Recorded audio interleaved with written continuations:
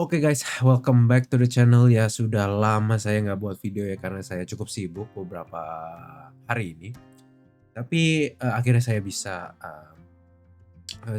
buat video bagi kalian juga ya hari ini. Dan hari ini dengan dibantu oleh ya saya beli layar lagi baru, harusnya saya lebih bisa memberikan kalian semua konten-konten terus-menerus tentang kripto dan berbagai news harian. Oke, jadi kalau misalnya kalian suka video kayak gini, please klik like dan subscribe dan saya akan terus naikin upgrade my skill. Semoga di masa depan video-video saya akan lebih bagus ya guys ya. Oke, untuk pertama kali kita akan ngomongin tentang crypto bubbles dulu ya. Kalau kita bisa lihat untuk top 100 sekarang kebanyakan merah ya guys ya, kecuali goldnya Tether, goldnya PaxG, dan White ya guys ya. White Rock punya koin. Honestly saya juga belum banyak riset tentang White Rock ini punya koin, karena sekarang saya lebih fokus kepada very safe play sama nggak gitu banyak pergerakan guys ya.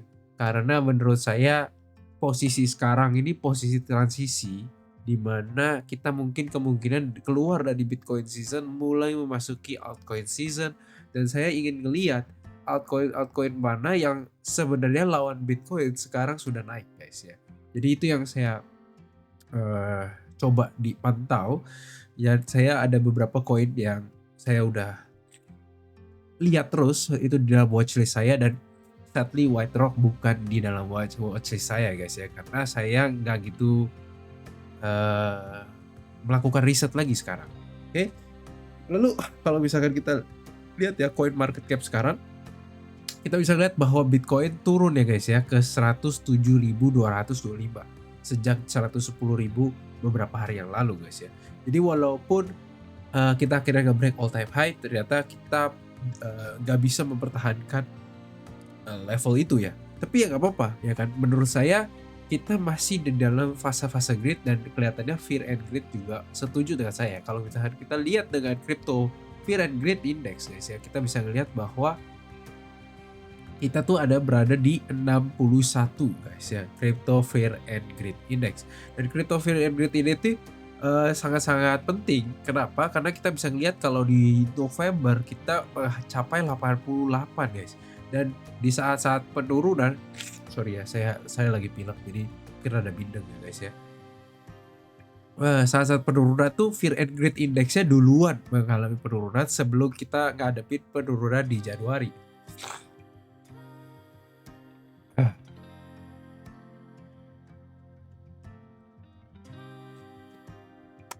Sebelum kita ngadepin penurunan di Januari guys ya. Jadi makanya kan kenapa kita harus perhatiin terus trend line-nya Fear and Greed Index, dan kalau misalkan udah mencapai extreme greed berarti di atas 80 ya seperti kursor saya di sini, kita harus mulai hati-hati dan mulai memikirkan untuk take profit guys ya. Mungkin dalam Bitcoin kalian, ke dalam stablecoin, karena bukan apa-apa guys, mungkin price-nya bisa naik lagi, tapi kan pasti di dalam waktu mendekat mungkin ada pullback yang kita mungkin bisa reallocate our capital better, oke? Jadi kenapa makanya Fear and Greed Index itu harus selalu kalian pantengin guys setiap hari ya. Lalu kalau misalnya kita ngelihat altcoin index guys ya, altcoin index obviously lebih baik ya sekarang ya kan, dari kemarin, dari sejak harusnya dari sejak Januari kita tuh dalam masa Bitcoin season guys, dan akhirnya bisa nge-break secara sustainable ya di atas 25, dan sekarang udah memasuki middle zone ya guys ya, somewhere here. Dan kita akan menunggu bagaimana kalau misalkan kita bisa capai nggak out season di sini ya. Kalau misalnya kita bisa capai, oh that's really great for all our backs kan ya kan ya.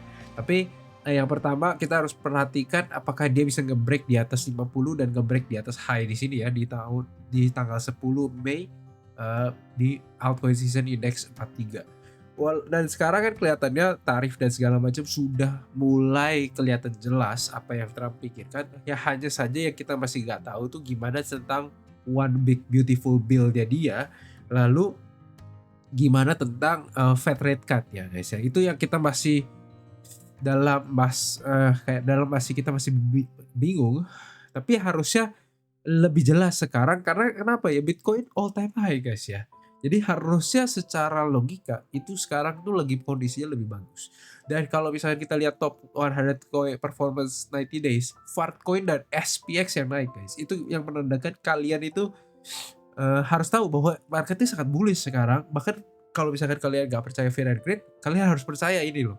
Ya kan? Karena Fartcoin dan SPX itu kan meme coin guys. Dan meme coin itu very sensitif terhadap greed.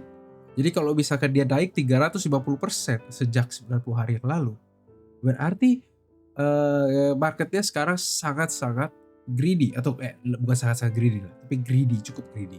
Dan yang ketiga adalah ya virtual yang salah satunya juga banyak orang yang ngomong seperti AI meme coin, ya kan? Karena kan dia sebagai kayak pump.fund tapi buat AI coin ya.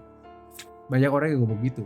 Walaupun ada beberapa yang kelihatannya bagus kayak Hype ya. Kalau misalnya kalian tahu Hype itu cukup bagus, banyak orang yang pakai karena dia adalah platform future tapi decentralized guys ya.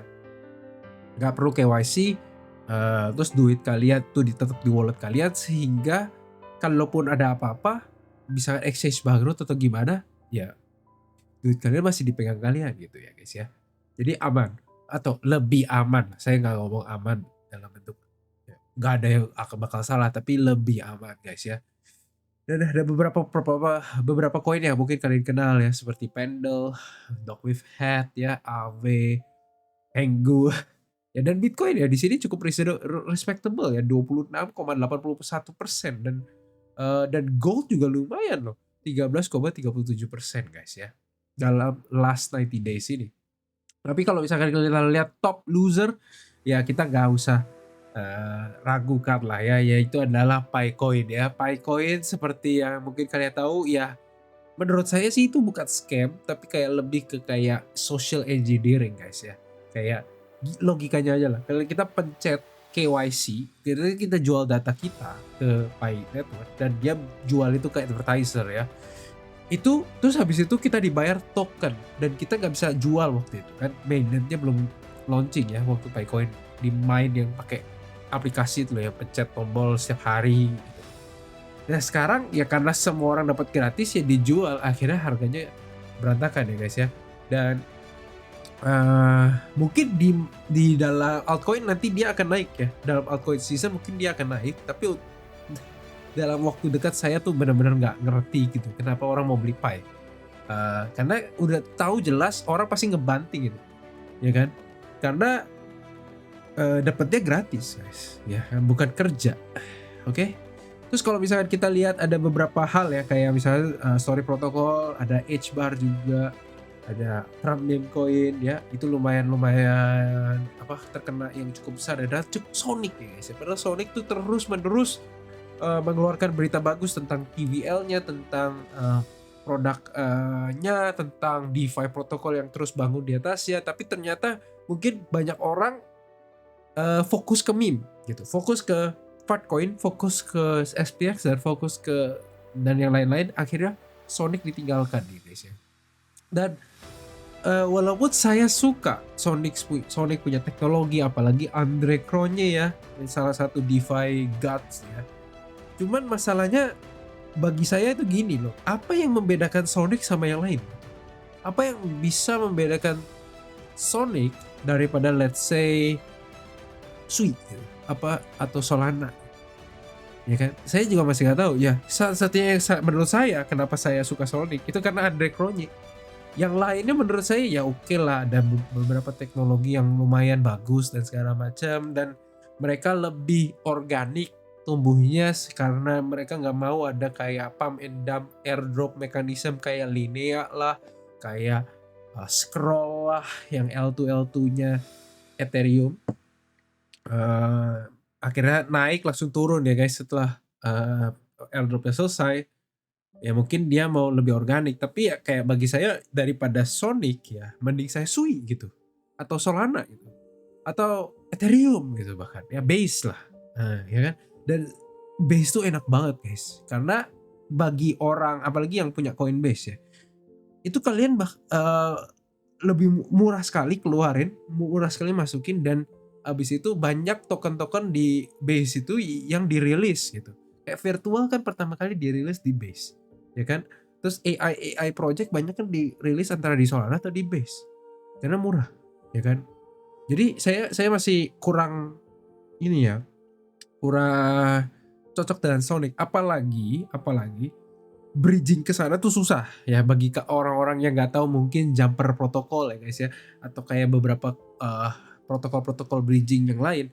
Kalian mungkin bingung juga ya, mau ini harus pakai exchange ya. Kalian masukin exchange, jual ke Sonic, terus kalian kirim lagi ke Sonic blockchain. Dan itu kan pasti harus bayar fee lagi 1% atau berapa withdrawal fee lah segala macam. Jadi nggak nggak seefisien itu ya. Makanya saya cukup gimana ya ngomongnya, cukup apatis ya, atau cukup nggak gitu suka dengan Sonic. Tapi mungkin itu bisa berubah di masa depan. Kita kan nggak tahu ya. Ini cuman pendapat saya di saat ini saja ya. Terus kalau misalkan kita ngeliat token unlock, sebenarnya nggak gitu ada banyak yang notable ya guys ya. Paling ada immutable yang cuma 1,23% yang kebuka. Terus mungkin ada Sweat ya, mungkin kalian yang pernah main Sweat 1,63% juga kebuka. Terus apalagi yang terkenal ya, Starknet mungkin 1,63%, Say 2,25%, dan kebanyakan sih masih oke-oke aja sih, persenannya nggak kayak orang tuh insane ya guys ya, kayak tiba-tiba 80% langsung dibabat habis gitu ya. Dan ya overall sih masih masuk akal. Oke, terus habis itu kalau kita misalkan lihat ya, ada berita yang cukup menarik guys ya. BlackRock targets to become the world's largest crypto asset manager by 2030 ya. Kita tahu kan sekarang itu kita udah di 2025 dan BlackRock aja sekarang udah di top Ethereum ETF provider guys ya. Top Ethereum provider, dan bahkan rasanya top spot juga. Iya benar. Top spot di Bitcoin ETF juga guys ya, di Amerika. IBIT dan ETH. ETH ya. ETA ya. IBIT itu 73 miliar dolar sejak di Jun 11 dan 4,3 miliar dolar di Ethereum guys ya. Itu gila guys ya, mereka asset under managementnya hampir 50 billion dollars in crypto ya. Nggak ada yang itu hampir 80 ya, hampir 80 miliar dolar guys. Kalian kali aja 16 lebih, 16.500 ya, terus itu berapa tuh, berapa triliun ya rupiah. Jadi gila ya guys ya. Dan apalagi ini kan BlackRock ya, kita udah tahu lah BlackRock kan pemain besar, dia salah satu aset manager yang paling besar di dunia. Asset under managementnya rasanya kayak udah kayak triliunan dolar guys ya. Tapi kalau misalnya kita lihat yang lumayan keren ya, itu adalah ini ya, Stripe ya guys ya. Stripe beli Privy guys. Privy itu adalah crypto wallet provider. Jadi dia udah beli kemarin stablecoin infrastructure firm Bridge, sekarang beli Privy, yaitu wallet infrastructure di crypto guys ya. Kalau kalian udah ngeliat nih ya, Stripe kan juga, kalau misalnya kalian tahu, Stripe itu adalah kayak PayPal guys ya, salah satu sarana untuk orang beli ya. Misalkan ada website gitu-gitu, biasanya kan ada tuh payment by Stripe ya. Itu yang biasanya orang lakuin karena dia lebih aman. Kayak Visa lah, dia umpama kayak Visa. Ya kalau Stripe udah beli crypto wallet ya, udah beli stablecoin infrastructure ya, berarti next ya mungkin dia akan buat Stripe stablecoin gitu, USDST maybe ya. Jadi kayak ada, kalau misalnya ada begitu, berarti lebih banyak lagi orang-orang bisa beli di merchant online dengan crypto ya kan. Kalau begitu obviously influx dari kapital masuk ke dalam market crypto, dan itu bagus bagi kita semua ya guys ya. Terus lalu misalnya kita ngeliat dalam indikator chart ya, indikator chartnya sekarang nih udah mau naik ya guys ya. Risk metricnya sekarang di 0,406 buat 0,409 buat price metrics, dan on chain metricsnya actually quite high ya guys di 0,551. Walaupun ini masih belum dalam masa kayak orang tuh alarm gitu ya guys. Alarmnya adalah kita harus ngelihat apakah di 0,8 guys summary-nya. Dan di sini tuh di 0,7 0,8, that's when we should start to DCA out. Oke. Karena menurut saya risk metric ini adalah yang paling menggambarkan apa namanya, risk yang ada di market ya. Dan walaupun saya ngomong begitu, social metric-nya masih sangat-sangat rendah, guys. Ini artinya makanya kenapa altcoin season is not still here yet. Dan kita bisa ngelihat itu dari chart ini ya, guys ya. Chart ini adalah mana ya? Advanced Decline Index ya. Artinya apa? Kalau misalkan lebih banyak kripto yang negatif dibandingkan yang naik, maka chart ini akan turun. Kalau misalkan lebih banyak yang naik dan lebih dikit yang kurang, chart ini akan naik seperti di masa ini ya. Dan ini kita pakai top 10 ya guys ya. Top 10 roughly the same ya sejak 2021 guys ya. Gak beda jauh. Udah kembali lagi ke masa-masa awal-awal guys. Tapi kalau misalkan kita lihat top 100, berarti total altcoin ya. Kita bisa lihat bahwa sejak tahun 2021 November kita mengalami penurunan terus guys. Ini artinya di dalam top 100 lebih banyak koin yang minus dibandingkan yang plus guys. Oke. Jadi artinya apa? Ya, untuk sekarang altcoin season tuh sangat-sangat far off. Kita harus nge-break trendline ini guys. Trendline yang ini masalah nggak bisa digambar ya. Tapi kalau misalnya kalian tarik garis dari sini ke sini, ke sini dan ke sini, kita harus nge-break somewhere here ya, di mungkin di sinilah, di sekitar 4.000-an minus 5.000 lebih lah, minus 5.300 dan segala macam. Kita harus nge-break di situ guys ya.